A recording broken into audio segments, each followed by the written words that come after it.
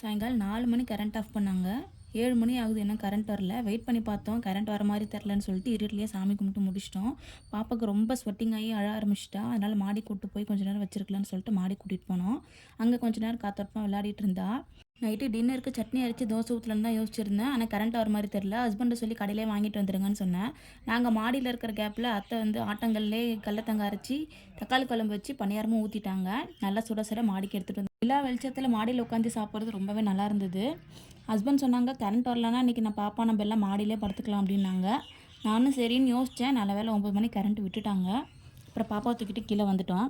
நம்ம லைஃப்பில் நமக்கு தெரியாமல் நிறைய தப்பு பண்ணியிருப்போம். அது எதுவுமே நம்ம மனசை ஆழமாக பாதிக்காது. ஆனால் நமக்கு தெரிஞ்சு சரின்னு நினச்சி நம்ம செய்ய போன விஷயம் தப்பாக முடிஞ்சிச்சுன்னா அது நம்ம மனசை உறுத்திக்கிட்டே இருக்கும். என்னடா இப்படி பண்ணிட்டோமே இப்படி பண்ணிட்டோமேன்னு சொல்லிட்டு நான் ஒரு படி மேலே போய் ரிப்பீட் மோடில் திரும்ப திரும்ப சொல்லிக்கிட்டே இருப்பேன். என் ஹஸ்பண்ட் தான் பாவம் அது கேட்டுக்கிட்டே இருப்பார். ஒரு 10-15 வாட்டியாட்டு திரும்ப திரும்ப சொல்லி வச்சு இப்படி பண்ணிட்டேனேப்பா, தெரிஞ்சு இப்படி பண்ணிட்டேனே அப்படின்னு சொல்லிட்டு புலம்பிக்கிட்டே இருப்பேன்.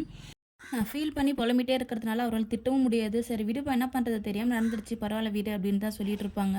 ஆனால் என் ஹஸ்பண்ட் ரொம்ப பாவம். நான் இவ்வளோ தூரம் புலம்புறதையே அவர் கேட்டுட்டு பொறுமையாக இருக்கிறது எனக்கு ரொம்ப பெரிய விஷயமா தெரியும். ஆனால் எனக்கும் வந்து இத்தனை வாட்டி புலம்பி தள்ளனாதான் மனசு கொஞ்சமாவது ஆறுதலாக இருக்கும். நீங்கள் ஒரு தெரிஞ்சு ஒரு தப்பு பண்ணி அதை யார்கிட்டயாவது புலம்புவீங்களா? நீங்கள் எப்படி அதை ஹேண்டில் பண்ணுவீங்கன்னு சொல்லிட்டு மறக்காமல் எனக்கு கமெண்ட் பண்ணுங்கள். நைட்டு கரண்ட் வந்தது. வீட்டில் சின்ன சின்ன வேலைலாம் கொஞ்சம் இருந்தது. அதெல்லாம் செஞ்சுட்டு பாப்புக்குட்டியை தூங்க வச்சுட்டு நானும் தூங்கிட்டேன். காலையில் சீக்கிரம் எழுந்திருக்கணும்னு சொல்லிட்டு எங்கள் ஊரில் திருவிழா நடந்துகிட்ருக்கு. சாமி ஊர்வலம் வரும். விடிகால் 4:30 to 5 மணிக்குள்ளே தான் வரும். நைட்டே வந்து சாமிக்கு அர்ச்சனை பண்ணுறதுக்கு வெத்தலை பாக்கு பூ பழம்லாம் எடுத்து வச்சாச்சு. மேலெல்லாம் அடிச்சுட்டு நல்ல சவுண்டாக இருந்தது. பாப்புக்குட்டி எழுந்துருவாங்கன்னு சொல்லிட்டு பயந்துகிட்டே இருந்தேன். கதவு நல்லா தாப்பால் போட்டு தான் வந்தேன். இருந்தாலும் சவுண்டை இருந்துட்டாங்கன்னா கண்டிப்பாக தூங்க மாட்டாங்க. அவங்கள தூங்க வைக்கிறது ரொம்பவே கஷ்டம். நல்ல வேலை எழுந்திருக்கல.